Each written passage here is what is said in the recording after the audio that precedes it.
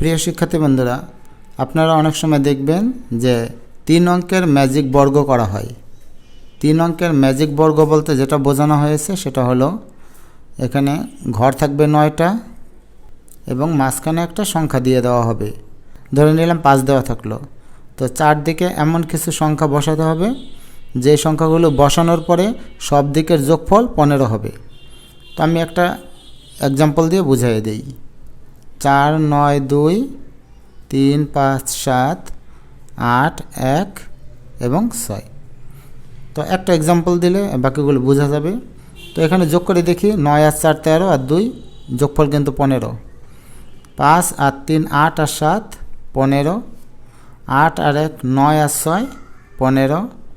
আবার যদি এই সোজা যোগ করি, 4 3 7 আর 8 15, 9 5 14 আর 1 15, 7 আর 2 9 আর 6 15। বাকিগুলো না করলে কিন্তু বোঝা যায় যে এগুলি সবগুলো যোগফলই 15।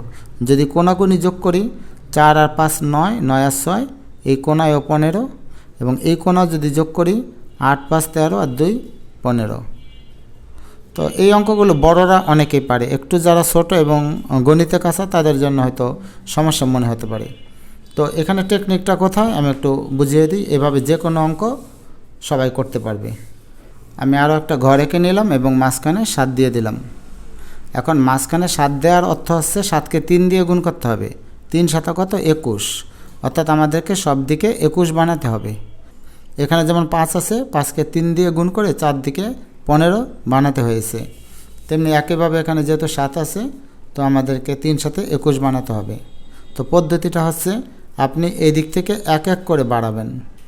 এই কোণা থেকে যদি এক এক করে বাড়াই, এখানে 7 আছে, আপনি লিখবেন 6 6 7 এবং 8। এরপর কি করতে হবে, এই দিক থেকে 2 2 করে বাড়াতে হবে। তো এখানে কত আছে 7,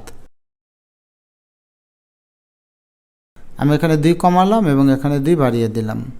5 থেকে 7 2 বেশি, 7 থেকে 9 2 বেশি। আর এই দিক থেকে 3 3 করে বাড়াতে হবে। তো এখানে যেহেতু 7 আছে, আমি এখানে 4 দিলাম, কারণ 4 থেকে 7 3 বেশি, আবার 7 থেকে 3 বেশি এখানে দিতে হবে 10। তাহলে 4 7 10 3 3 করে বাড়লো। আর এই দিক থেকে 4 4 করে বাড়াতে হবে, শুধু নিয়মটা মনে রাখতে হবে। তো এখানে 7 আছে, আমি এখানে দিলাম 3, 3-এর সাথে 3-এর থেকে 4 যোগ করলে 7 হয়, 7-এর সাথে আবার 4 যোগ করলে 11 হয়। এখন আমার সংখ্যাটা শুরু হলো কোথা থেকে, 3 থেকে। দেখুন 3 4 5 6 7 8 9 10 11, অর্থাৎ কোনো সংখ্যা কিন্তু 2 বার হলো না। এবার যোগ করে দেখুন, 6 আর 11 17, 17 আর 4 21, 10 আর 3 13, 13 আর 8 21। এরপর আমরা যদি কোনাকুনি যোগ করি, 4 আর 7 11, 11 আর 10 21। যদি এই সোজা যোগ করি, 11 7 18, 18 আর 3 21। তার মানে এটা 21 হবেই, যেহেতু নিয়ম মেনে করা হয়েছে তাই অবশ্যই এটা 21 হবে। আরও একটা অঙ্ক যদি করি তাহলে বুঝতে আরও সুবিধা হবে। আমি এবার মাঝখানে 9 দিলাম, তাহলে আমাদের সব দিকে কত তৈরি করতে হবে, যদি মাঝখানে 9 দিই তাহলে আমাদের সব দিকে 3 নং 27 তৈরি করতে হবে, অর্থাৎ 9কে 3 দিয়ে গুণ করতে হবে। এখন যদি 27 তৈরি করতে যাই তাহলে এই নিয়মটা ফলো করবেন। এখানে যে নিয়মটা বলা হয়েছে, প্রথমে এই দিক থেকে এক এক করে বাড়াতে হবে। তো এখানে 9 আছে, তো আমি এখানে 8 লিখব, 8 9 এবং এখানে দিব 10।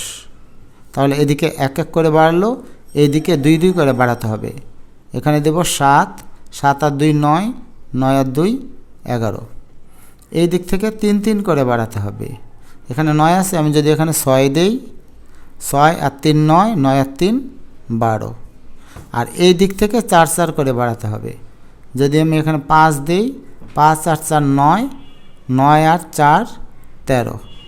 তাহলে দেখি আমাদের সব দিকে 27 হয় কিনা। এখানে যোগ করি, 12 আর 5 17, 17 আর 10 27। যদি এইদিকে যোগ করি, 8 আর 7 15, 15 আর 12 27।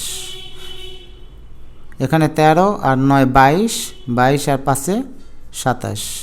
কোনাকুনি যদি যোগ করি, 12 আর 9 21, 21 আর 6 27। আর দেখতে হবে না, কারণ এটা 27 হবেই। এই নিয়মে আপনারা 3 বর্গের যে ম্যাজিক সংখ্যার যোগফল সেটা করতে পারবেন, যে কোনো অনুষ্ঠানে মানুষকে দেখাতে পারবেন, ছোটদের শেখাতে পারবেন।